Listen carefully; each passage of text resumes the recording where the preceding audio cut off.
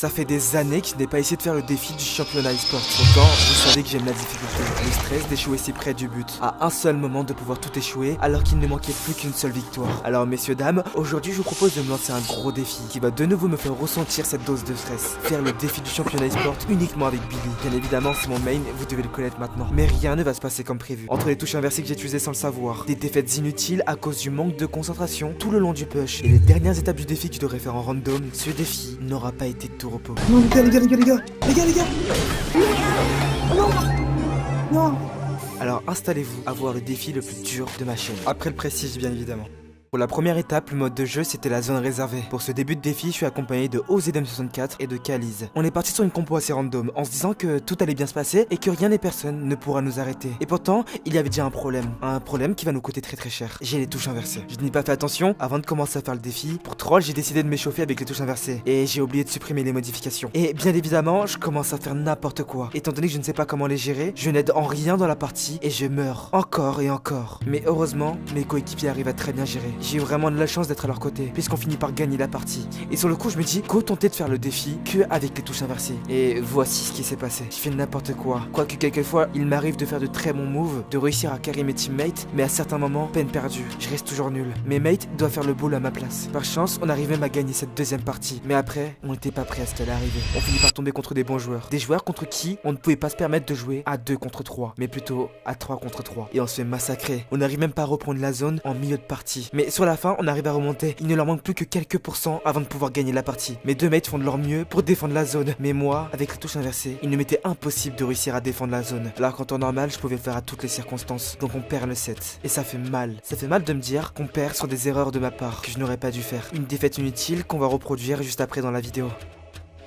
À cause d'inattention de notre part. Et vous savez quoi? L'autre partie s'est exactement déroulée de la même manière, puisqu'on finit par perdre. C'est à ce moment même que je me suis dit, ce n'est pas possible d'être aussi faible. Il ne me manquait alors plus que 2 défaites qui étaient tolérables. Sinon, cela signera à la fin du défi qui me tient tant à cœur. 2 défaites. Et vous vous en doutez, je pouvais pas rester avec les touches inversées indéfiniment. Donc une fois la première étape finie, je suis reparti sur de bonnes bases, en jouant avec des touches correctes. Pour la deuxième étape, c'était le mode ball. Et cette étape-là, c'était clairement la plus facile du push. Étant donné que j'avais les touches normales, je ne pouvais que faire des carnages. Et vous connaissez mon niveau avec Billy, quand je suis sérieux, rien ne peut m'arrêter. Donc je joue avec mes adversaires comme à mon habitude. Je fais des doubles kills, voire même des triples kills de temps à autre. Et vraiment tout ça, je le dois principalement au push prestige qui m'a permis d'avoir le meilleur niveau Billy au monde. Donc on enchaîne, on gagnait sans jamais faiblir, jusqu'au moment de la dernière partie, qui s'est passée comme je l'avais prévu. Et pour le mode braquage, ça s'est passé exactement de la même manière, puisqu'on s'est laissé aller et on a juste tout dominé. Au départ, j'étais hésitant. Je me suis dit, est-ce que c'est vraiment possible? Est-ce qu'on pourrait gagner aussi facilement que le mode ball? Et je me disais surtout, si le défi du championnat c'est juste ça, bah ce n'est pas le défi auquel je m'attendais. Au final, ça n'a pas changé tant que ça. C'est toujours aussi facile. Mais vous allez voir que je me suis totalement trompé sur toute la ligne. Donc on continue et on se permet même de prendre une compo, juste Billy et 2 supports à côté qui me permettaient de me heal durant mes traversées. Et ça s'est passé exactement comme on l'a voulu, puisque Billy est devenu ultra cheaté. Je n'avais plus qu'à attaquer et à foncer tout droit et à réussir à bien esquiver pendant que mes 2 mates faisaient le boulot au niveau des soins. C'était easy. On finit par conclure cette partie du défi qui était sans doute la partie la plus simple. Pour l'instant, tout se passait bien. On avait perdu que 2 fois. Il n'y avait pas de quoi stresser. Mais en y réfléchissant de plus près, je me suis rendu compte qu'il y avait de quoi stresser. La map, c'était à découvert en hors-jeu. Une map bien open. Une map dans laquelle Billy est très désavantagé. Donc il nous était très difficile pour nous de pouvoir bien gérer. C'est comme si je vous disais qu'en début de partie, vous deviez faire un 2v3. Parce que je suis quasiment inutile dans la partie. Je peux juste aider mes adversaires à farm leur super. Donc malheureusement, on finit par perdre la partie. Et c'est là que j'ai commencé à vraiment stresser. Il ne manquait alors plus qu'une seule partie avant que tout s'écroule. Une partie qui pourrait couper tout le défi que je m'étais lancé. Mais c'est aussi une partie qui va nous coûter un mate, puisque Kaliz s'en va. Ah ouais, je vous avais pas prévenu en début de vidéo, mais Kaliz, notre mate, avait déjà perdu une partie avant de commencer le défi et de venir avec nous. Donc ensuite, il a essayé de revenir avec un petit compte en essayant de nous rattraper avec OZM, mais peine perdue, ils n'ont pas réussi. Du coup, il ne manquait plus que moi et OZM. On s'est promis de le terminer le lendemain avec un autre mate. Donc on s'est arrêté là pour ce premier jour, puisque de toute façon, il ne manquait plus qu'une seule défaite pour que le défi ne se termine. Ça veut dire que si on perdait une fois, c'était fini. Le défi prenait temps. Mais, vous connaissez mon ego. Je ne pouvais m'empresser de le finir maintenant. Je vous rassure, avant que la partie ne se lance, j'étais en stress total, en me disant comment j'allais le faire. J'ai Billy sur une map tout open, et je me disais que c'était mort. Mais pourtant, j'arrive à gérer le devant de la map sans mourir. Le Brock de mon équipe arrive à tuer la Jeannette. Mais juste après, Brock finit par mourir. Mais son sacrifice n'a pas été vain, puisque cela me permet d'avoir un léger avantage sur les ennemis. J'arrive même à tuer le Brock de l'équipe adverse, et on finit par tuer le Tick. C'était easy. Pour le deuxième round, on arrive encore à prendre l'avantage. Et la partie s'est déroulée comme je le voulais. gagné. Il ne manquait alors plus rien. Je lance ma deuxième partie. Mais putain, on se fait détruire. La Jeannette de mon équipe meurt instantanément. Quelques secondes après le début de la partie. On se retrouve donc seul avec Angelo. Mais je vous avoue qu'à ce niveau-là, c'était impossible de gérer. Je finis par me faire encercler et je meurs de la main de 3 titans qui m'ont eu. Et vous connaissez la suite, Angelo est mort. Je vous avoue que c'est à ce moment-là que je commence à me dire, là c'est vraiment mort, là je pense vraiment qu'on pourra jamais le faire. Attends.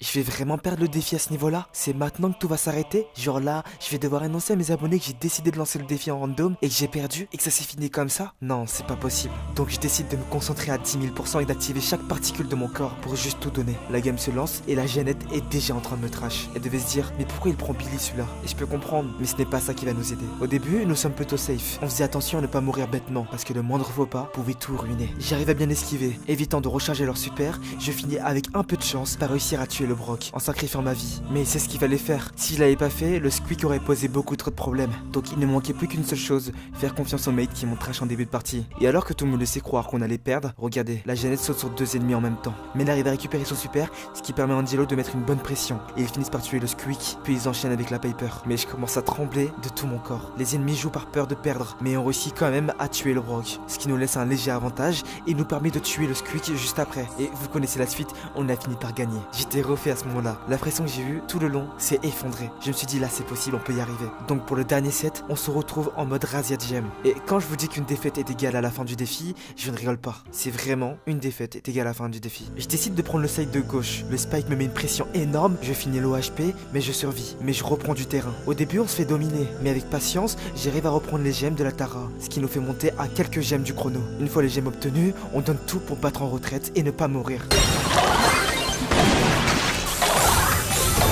Et on finit par réussir à gagner à la dernière seconde. L'avant-dernière partie commence. Et en face, on a Sirius, Billy et Bo. Dès le départ, on arrive à dominer, à tout donner. Personne ne fait le poids face à moi. J'arrive même à gérer la Billy d'en face et les 2 autres adversaires à côté de moi. Tout seul. Pour le moment, tout se passe comme je le voulais. On arrive à enchaîner sans mourir, sans perte ni rien. Mis à part quelques fois, les mines de Bo nous ont posé beaucoup de problèmes. Nous sommes actuellement à 8 gemmes et nous ne pouvons pas nous permettre de mourir. Mais devinez qui meurt juste après? Bah, c'est moi. Mais c'est pas grave, puisque mes mates ont géré et ont réussi à prendre les 10 gemmes. On n'avait plus qu'à attendre et c'était la win assurée.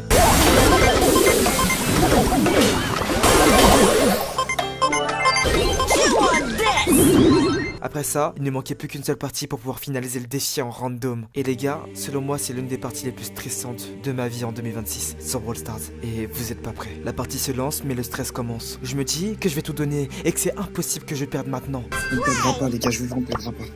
On va tout donner, on va tout donner. Une Bill en face, une Tara en face et l'autre brawler dont je ne connais même pas le nom. Ils n'arrivent même pas à mettre la pression. Ils n'arrivent même pas à me tuer. Moi qui suis tout seul contre eux 3, ils sont pathétiques. En tout cas, c'est ce que je pensais jusqu'à que mon coéquipier Bo finisse par mourir. C'est à ce moment-là que je décide de ne pas prendre les gemmes et de laisser mes coéquipiers les prendre. Mais je pense que c'était la plus grosse erreur que j'ai pu faire. Puisque de nulle part, une Tara finit par apparaître et elle prend toutes les gemmes. Elle me cale un super qui finit par m'étourdir et je finis par mourir. Oh non, on a perdu des gemmes. Et je stresse de fou. Et je pense que vous vous rendez pas compte de à quel point j'ai stressé. Je reprends de l'ampleur et j'arrive même à tuer la Tara qui avait 3 gemmes. Là, je commence à déstresser. On finit par remonter à 6 gemmes, 7 gemmes, 8 gemmes. Il ne manquait plus que 2 gemmes. Décide alors de tenter un push en me disant qu'il n'y avait personne dans les bush. Mais c'était tout le contraire. Billy finit par m'attraper et me repousse. Je suis l'OHP. Elle a réussi à me tuer. Non, non, non, non, non, non, non, non, non. J'avais presque toutes les gemmes de la game. J'en avais 5. Et là, je vous assure que c'est ici que j'ai commencé à paniquer comme jamais. Et le fameux truc qui devait pas arriver a fini par se lancer. Le compte à rebours a retenti. Il ne manque plus que 15 secondes, 14 secondes, 10 secondes. Les gars, on peut pas perdre, les gars. Non, les gars, les gars. Non. Non. Non. À ce moment-là, si j'avais réussi à la tuer, on aurait gagné. Mais ça s'est pas passé comme je le voulais. Si je pose cette vidéo assez simpliste aujourd'hui, ce n'est pas pour rien. C'est parce que j'ai envie de vous montrer que derrière les succès se cachent aussi les échecs. Après chaque gagnant, nous avons des perdants. Et cette vidéo le montre très clairement. Ils m'ont vaincu. Ils se sont dit qu'ils avaient simplement gagné, mais derrière cette victoire se cache en réalité quelqu'un qui avait tout donné avant d'échouer.